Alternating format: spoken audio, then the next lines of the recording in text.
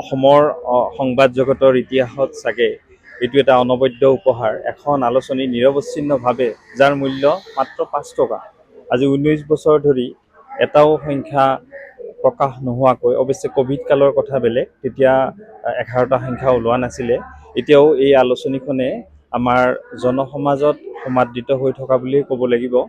এই আলোচনী সাহিত্য সংস্কৃতিমূলক আলোচনীখনৰ এটা মূল বিশেষত্ব হ'ল ইয়াত নৱপ্ৰজন্মখিনিক আমি সাঙুৰ খুৱাইছোঁ।